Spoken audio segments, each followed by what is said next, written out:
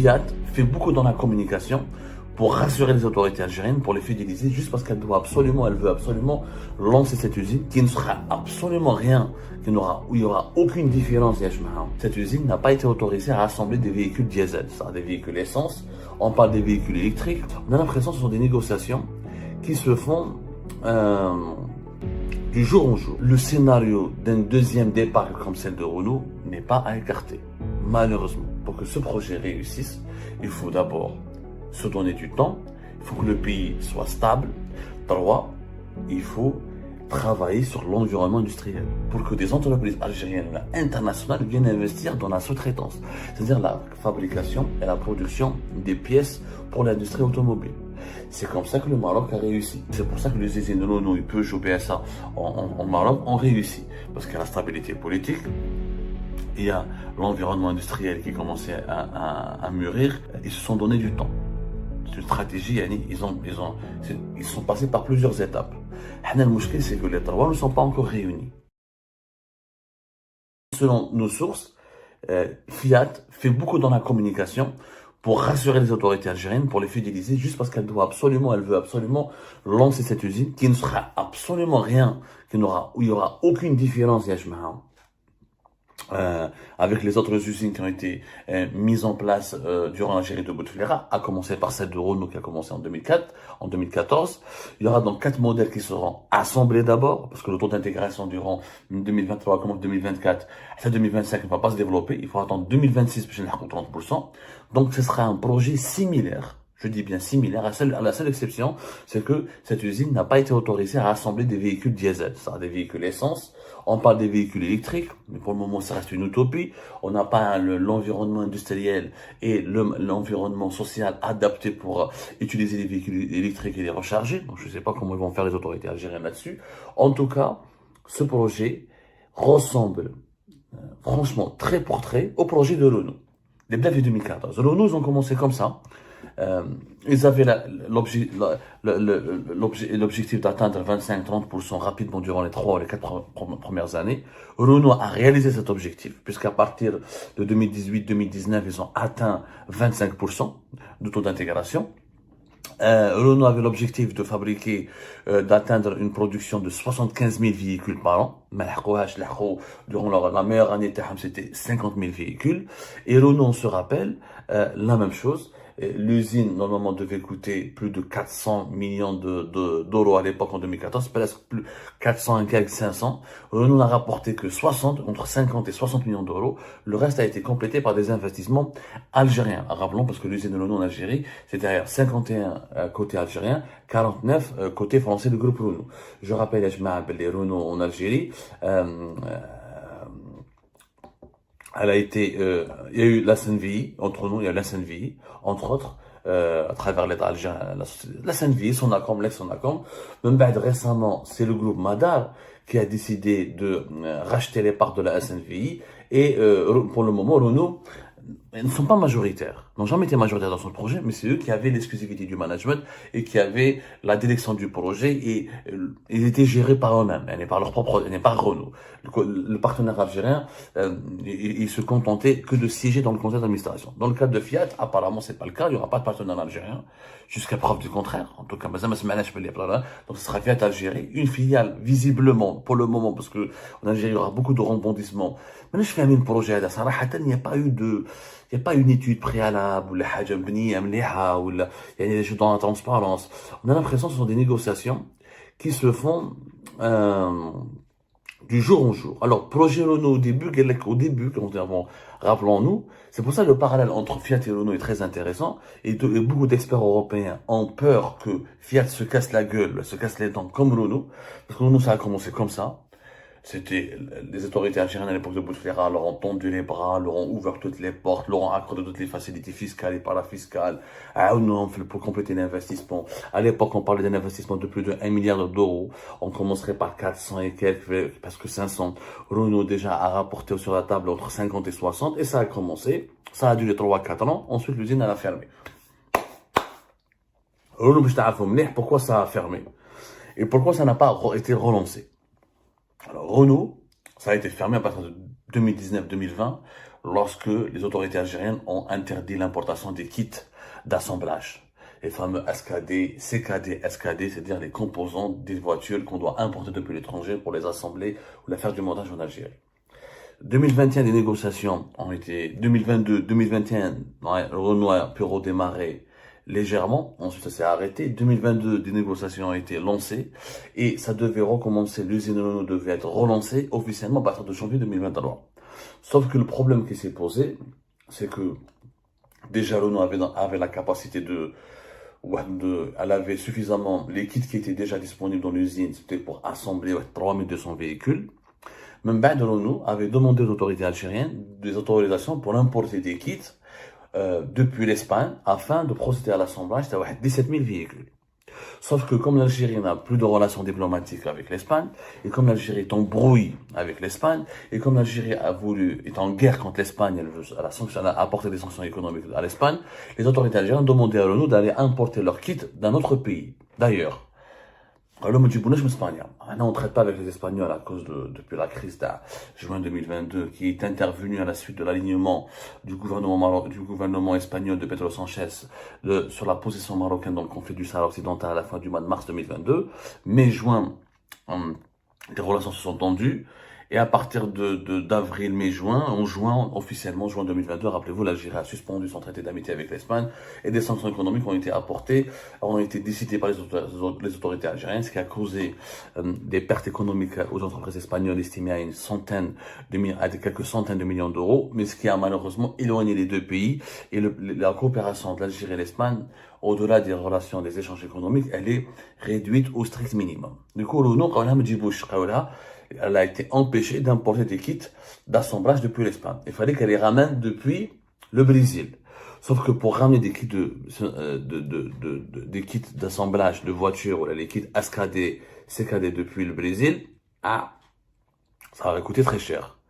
C'est très loin, c'est géographiquement éloigné, et ça ne correspondait pas aux besoins de l'usine de Renault. Du coup, l'usine de Renault, n'a pas redémarré. Mois de février 2023, ils ont décidé de faire un coup d'arrêt en attendant de renégocier notre accord avec les autorités algériennes.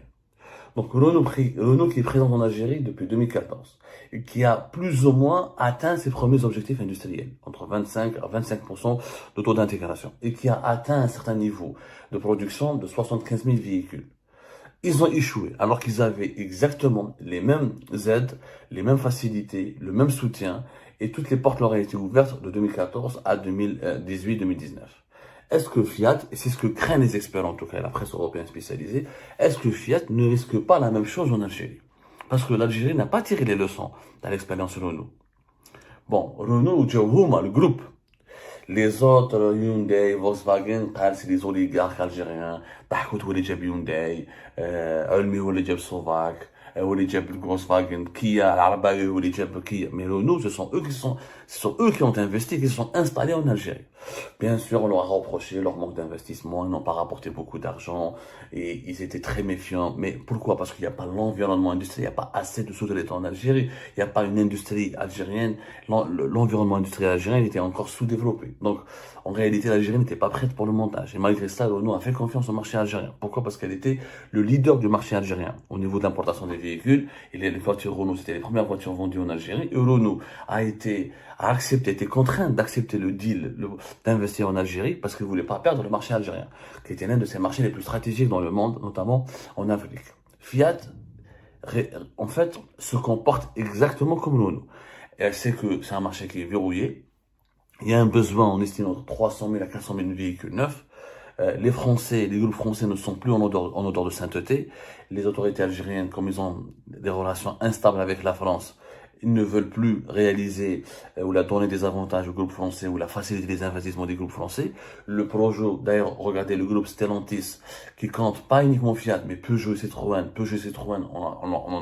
On les a pas du tout évoqués dans ce projet industriel, alors que Peugeot cherche à investir en Algérie depuis 2018, quand même, 2018. On a préféré une marque italienne, c'est une marque neutre, pas une marque française. Et comme les relations politiques avec l'État et l'Algérie sont beaucoup plus apaisées qu'avec la France, le groupe Stellantis a préféré donc uniquement privilégier Fiat. Donc, le scénario d'un deuxième départ comme celle de Renault n'est pas à écarter. Malheureusement. Pour que cela réussisse, pour que ce projet réussisse, il faut d'abord se donner du temps, il faut que le pays soit stable. Trois, il faut travailler sur l'environnement industriel. Un constructeur, quand il vient, il ne peut pas développer ton industrie. Il t'aide à développer ton industrie. Mais ce n'est pas un Fiat, parce que ce qu'on a demandé à Renault, ça a été d'ailleurs une erreur. Ni Fiat, ni Renault, ni Volkswagen, ils ne pourront pas venir pour développer l'industrie de ton pays. Eux, ils viennent pour gagner de l'argent. C'est un investisseur. Il va essayer de convaincre certains de ses sous-traitants, certains de ses fournisseurs de travailler et s'installer avec l'Algérie. Mais l'essentiel du développement industriel se fait par le pays lui-même. C'est-à-dire qu'il faut qu'il y ait des PME, des PMI algériennes, des universités, une main-d'œuvre qualifiée et une stabilité juridique et économique et politique pour que des entreprises algériennes ou internationales viennent investir dans la sous-traitance. C'est-à-dire la fabrication et la production des pièces pour l'industrie automobile. C'est comme ça que le Maroc a réussi. C'est comme ça que le Maroc a atteint des exportations de presque 6 milliards, voire je pense qu'ils ont dépassé ou atteint presque les 6 milliards d'euros de voitures. Et c'est pour ça que les usines Renault, Peugeot, PSA en Maroc ont réussi. Parce qu'il y a la stabilité politique, il y a l'environnement industriel qui commençait à mûrir, il y a aussi, ils se sont donné du temps. C'est une stratégie, ils sont passés par plusieurs étapes. Le mouchkil, c'est que les trois ne sont pas encore réunis. Est-ce que on va les réunir maintenant parce que la réussite de Fiat en Algérie pourrait être l'élément déclencheur pour réussir d'autres investissements. Je ne fais un moumlé. Ce qui est inquiétant, c'est que nous avons fait avec Renault, avec Fiat, la même erreur qu'avec Renault. Rappelons que Renault, avant pour s'installer en Algérie, il avait exigé une exclusivité de 5 ans. C'est-à-dire, il a demandé au gouvernement algérien de n'autoriser aucune autre usine de montage au bout de 5 ans. Le gouvernement algérien à l'époque leur a donné 3 ans. De 2014 à 2017, il n'y a eu pratiquement aucune usine. Celle de Hyundai Tadahkout, il a commencé à la préparer en 2016, mais ne s'était lancé réellement qu'à partir de 2017 pour respecter le deal qui a été conclu avec Renault Algérie. Est-ce qu'il y a eu un deal avec Fiat? Mais la benache. Personne ne veut nous répondre. Est-ce que Fiat a exigé comme Renault, genre, on vient, on fait l'usine à Oran Tafraoui, mais vous n'autorisez aucun autre constructeur au bout de 3-4 ans. Parce qu'il veut s'emparer du marché, il veut gagner beaucoup d'argent pour rentabiliser son investissement. Je ne sais pas. Si les autorités algériennes ont donné ce privilège-là, ont accepté de négocier ce point-là avec Fiat, alors ça aurait été une erreur grossière parce que c'est ce qui nous a c'est ce qui nous a fait perdre beaucoup d'argent, beaucoup de temps avec Renault. Renault aurait dû s'installer en 2014, l'Algérie aurait dû, de façon concomitante, et en même temps, en parallèle, négocier avec d'autres groupes internationaux, genre Toyota, Volkswagen ou là d'autres.